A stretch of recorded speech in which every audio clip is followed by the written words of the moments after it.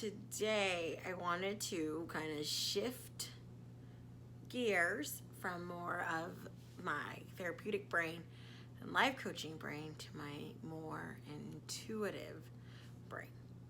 So what I want to talk to you about is not necessarily my gifts, but yours. So what do I mean by that? I'm referring to intuition and trusting your own intuition.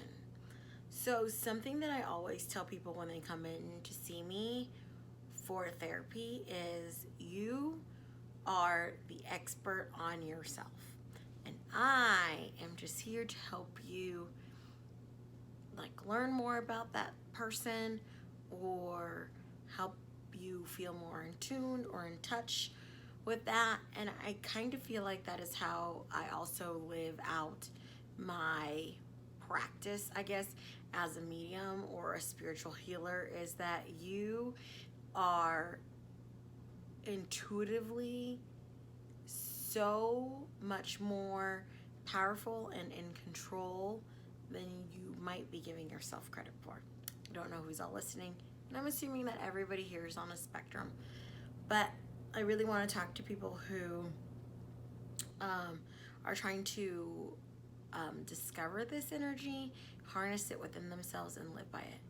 So I think the first place to start is understanding that every single person has gifts. So I talk about my gifts, and I have a lot of them, the clairs, and we dance to them. The reality is the purpose of my gifts were to help heal through therapy, help heal through my healing hands, help heal just in general others at this emotional capacity through mediumship. But the reality is that everybody has healing gifts, and so their gifts are sometimes meant to be the best versions of themselves in their own purposes. So for example, I like to explain the doctor who just knows how to be in tune with their clients. They know how to be in tune with the as you can see, I'm not a doctor. They know how to be in tune with the medical part. They just know where the cancer is. They just have an intuition about how to treat it, or that something's wrong and what's wrong with it. Or the lawyer whose intuition and discernment comes from just knowing the law and being able to fight for it at a capacity that just seems so much bigger. Where does this energy go? Sometimes our gifts hide behind our talents, and they hide behind our occupations or occupations that we're driven for, because that's why we were given those gifts, to move forward and live our lives with the purpose that those gifts were meant to be shared with the world at that capacity. And so I think that's kind of why I do the work that I do, in that frankly I didn't want to share my gifts in terms of I wanted to blend in, but the reality is the purpose of my gifts were meant to help other people heal, help other people connect with their loved ones, and to help just a huge arrangement of connection from this world that we live in, and then the spiritual world, and then other dimensions, whether or not you believe in them or not. So with that being said, I just want to encourage you to figure out, or to think, what are the natural gifts that you have had throughout your life. Maybe ask other people, ask your loved ones, ask some friends and people who have known you for a while, and say, what are my natural gifts? What are my natural talents? And trust your intuition, that feeling, that pit in your stomach, the one that tells you something is dangerous, or that something tells you something is good. Trust that intuition. Trust the vibes that you get. Trust the energy. I think one of the biggest things that I struggled with when I started doing this, and honestly, if I'm being human, sometimes it's still like this, is the idea that like my intuition is spot on. Getting external validation is something I love, and forgive me, I'm human. I love it. But the reality is like I'm programmed, or I am given guidance, and I've been given protection to kind of be bolstered into a place where I naturally am given or put into situations with my own intuition that I should have trusted in on my own. And I think that's really what I want you to get from this. And I guess when I'm talking about being bolstered or being put into positions, and it's the idea of learning how to not only have an idea of your intuitive gifts, but also knowing who you can chit chat with.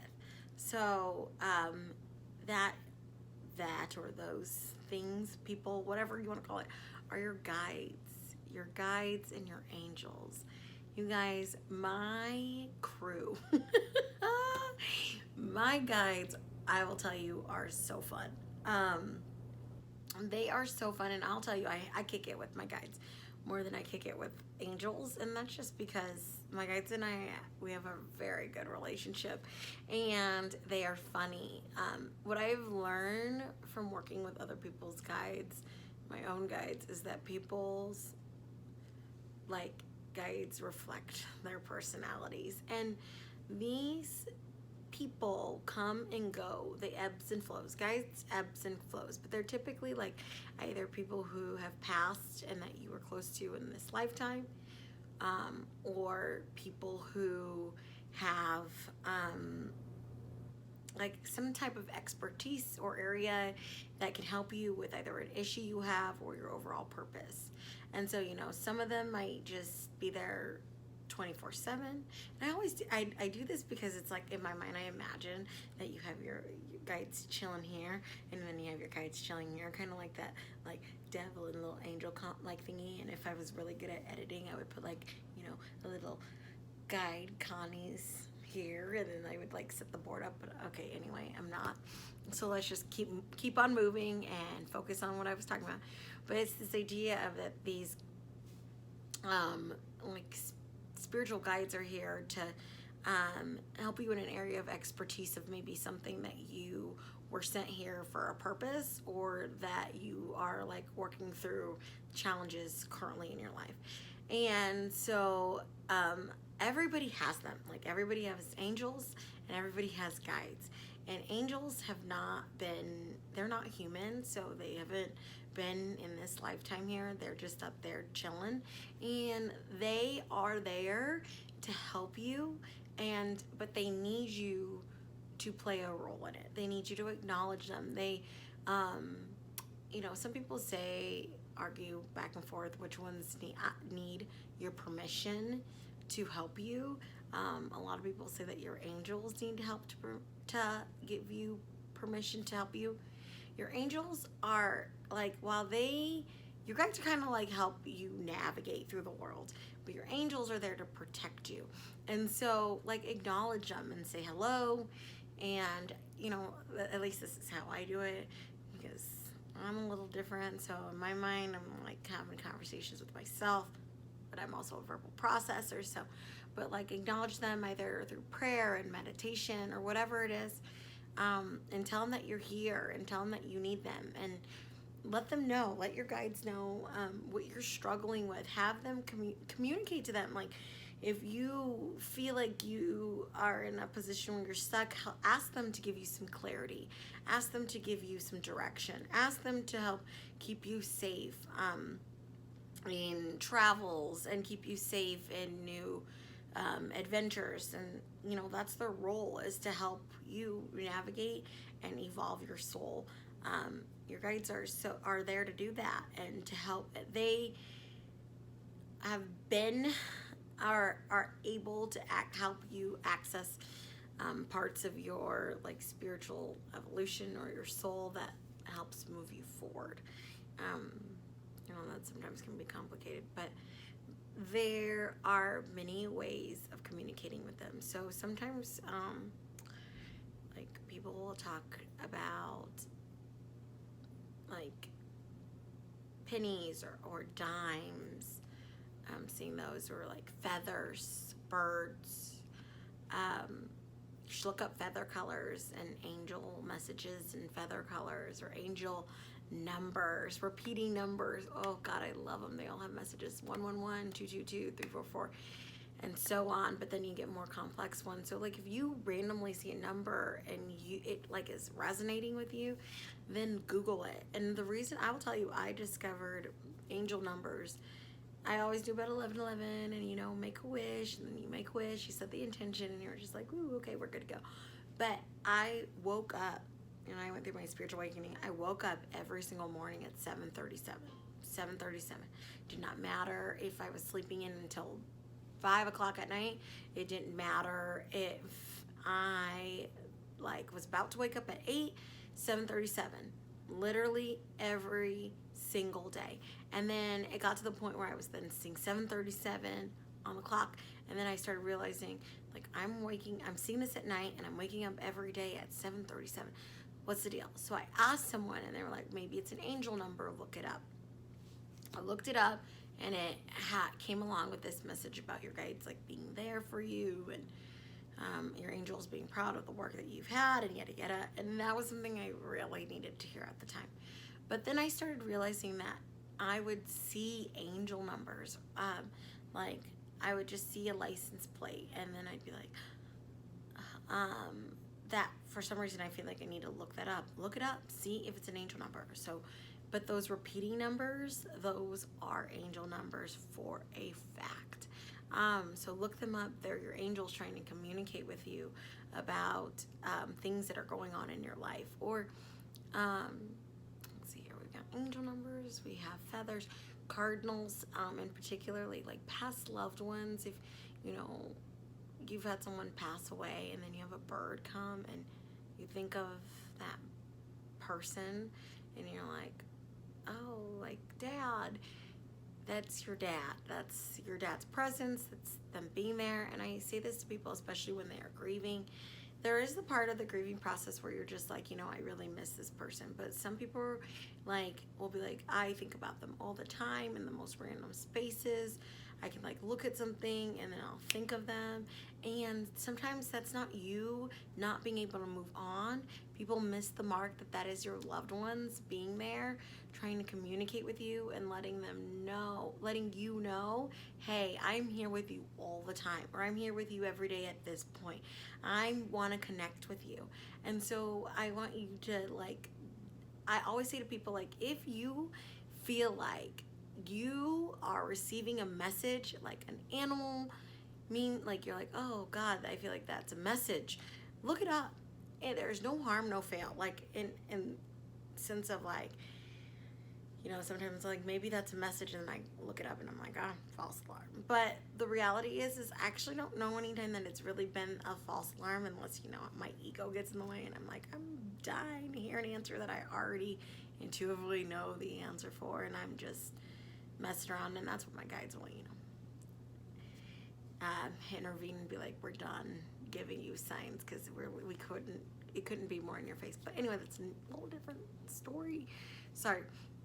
But it's this idea of if you see something, you dream something, your dreams, there's another way your guides and your guides and your angels are trying to communicate with you. So look it up and say spiritual meaning or symbolism of this animal, or spiritual symbolism of this event in your dream, and see if you can pull some information to kind of help you out, or to give you some guidance about the things that you're worried about or having trouble with within your life.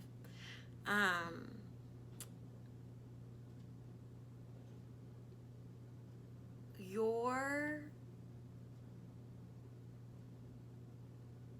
guides and your angels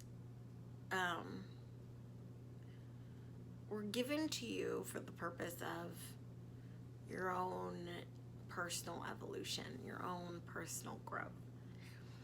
And so the connection that you have with them, that can be on your terms. I don't think people really realize that. They are listening and they're with you, and they are attuned and want to be in tune and actively with your needs. And so while they're here to help you along this purpose, they're also here to work with you for where you're at. So, ask them to, if you need a witness that it's real, ask them to show you a sign.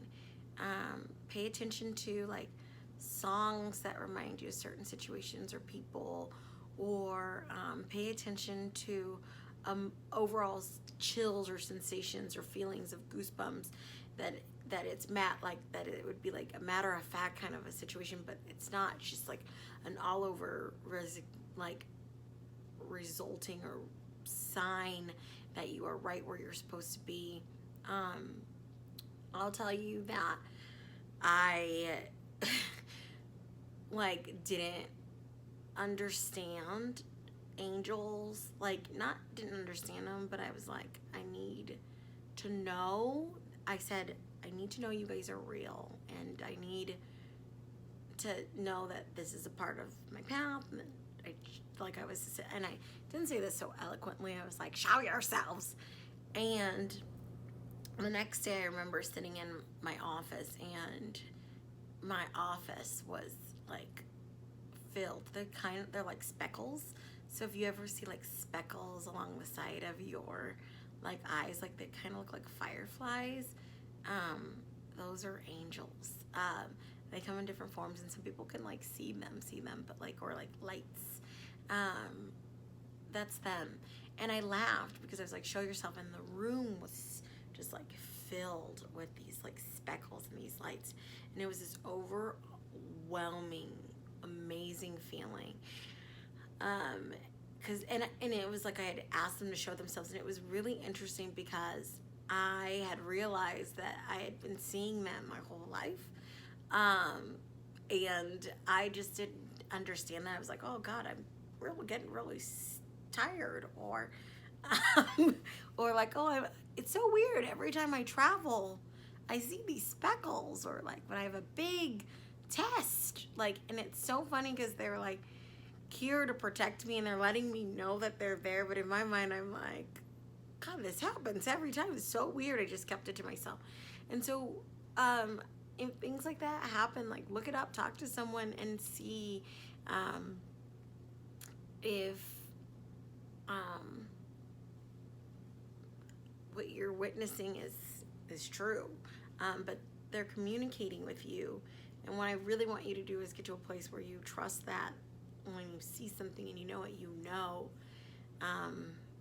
because it's programmed in you to just like know and to feel that is real.